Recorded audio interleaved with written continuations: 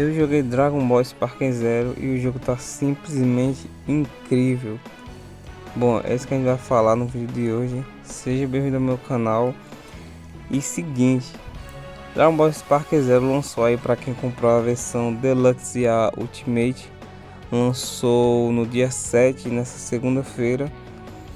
Mas o lançamento oficial dele foi no dia 10, na quinta-feira. E foi o dia que eu consegui finalmente jogar esse jogo tão aguardado pelos fãs de Dragon Ball.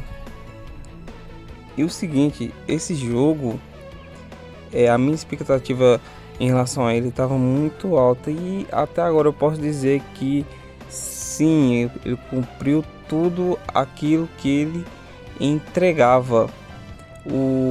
Hoje a gente vai falar dos pontos negativos e ponto positivo aqui, que sim, ele tem pontos negativos, tem algumas coisas ali que eu não chego a criticar, sabe, mas dizer assim, nossa, isso aqui ficou muito ruim, não, mas era uma coisa que dava para melhorar. Bom, a gente vai começar sobre os pontos negativos, que um deles é no modo história. O modo história, ele foi baseado no Dragon Ball Budokai 3.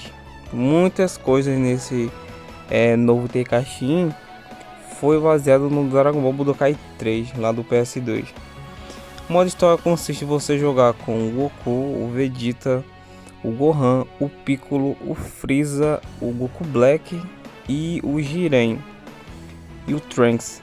Tem o modo história deles, incluindo o Arif, que cada modo história vai ter os seus Arif, que é o IC. Em relação a isso, eu gostei desse novo modo história, sabe? Meio parecido com o Budokai 3. Eu gostava do jeito do Budokai 3 ali também, como era o modo história.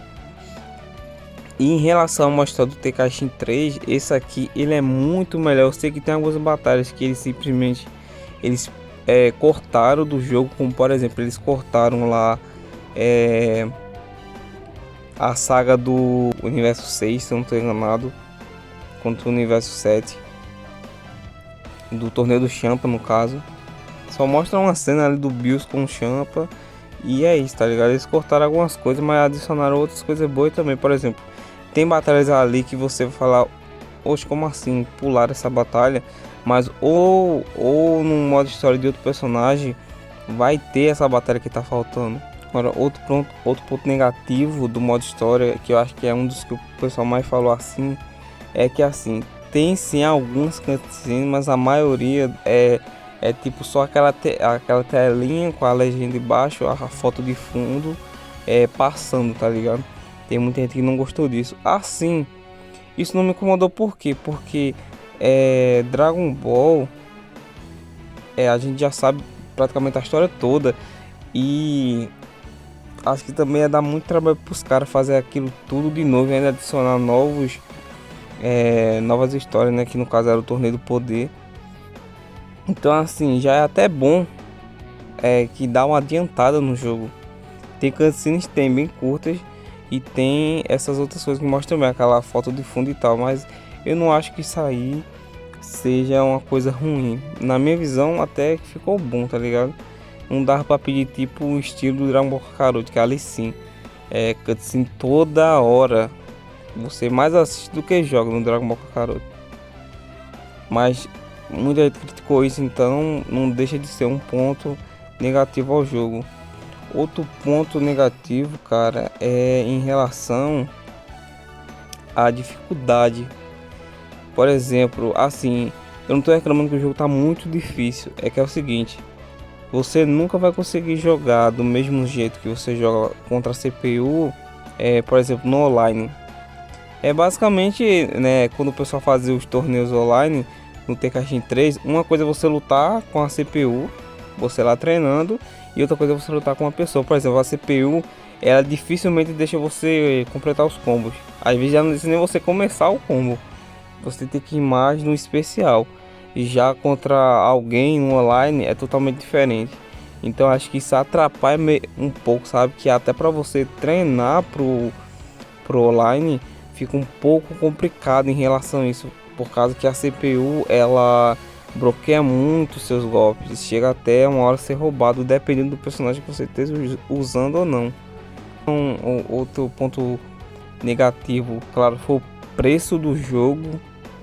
E quem pagou na versão Deluxe Ultimate vai ter que esperar um pouco aí para as DLC chegar. Tô vendo um bota aí que elas vão vir em dezembro. E essas 3 DLC, uma vai ser do Dragon Ball Super Hero e as outras 2 vai ser do Dragon Ball Daima.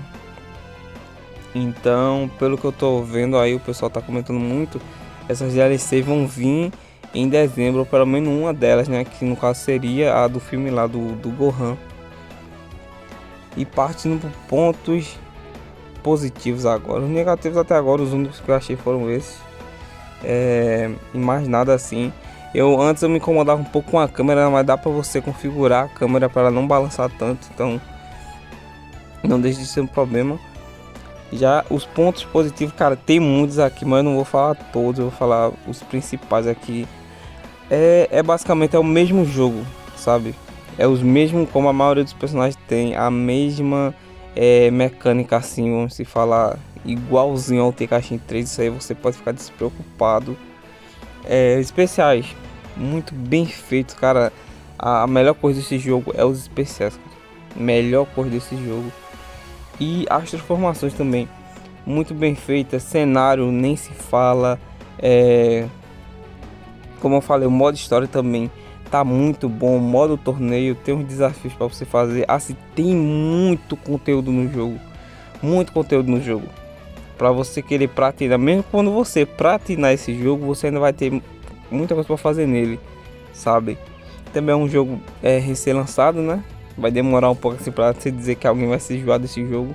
Acho que o fator disso acontecer vai ser o online dele. Um presente para os fãs esse jogo aqui do Dragon Ball. Eu ainda não consigo dizer se ele superou o Tenkaichi 3. Eu ainda vou fazer um vídeo específico sobre isso.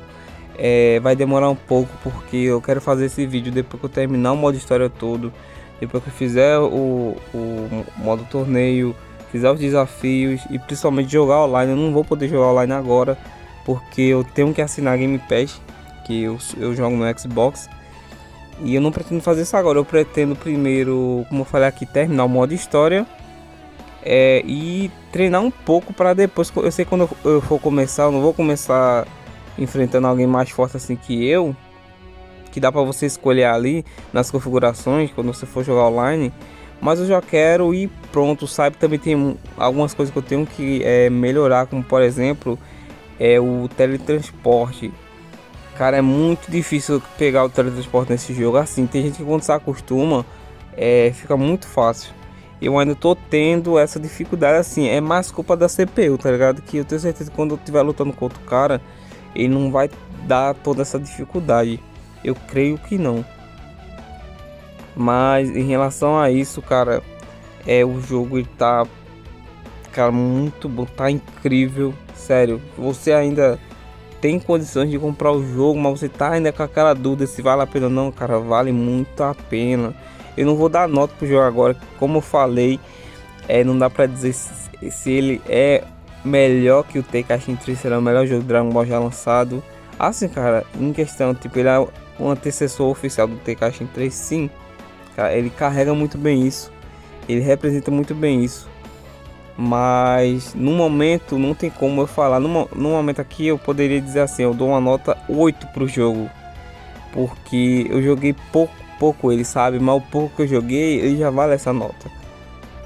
Mas com o tempo eu vou trazer outro vídeo aqui comparando os dois, o Tenkaichi 3 e o Sparking Zero. E aí eu vou dar o meu veredito se ele realmente superou o Sparking Zero, o Tenkaichi 3 ou não. Bom, esse foi o vídeo, espero que você tenha gostado. Deixa o like, se inscreve no canal e até a próxima.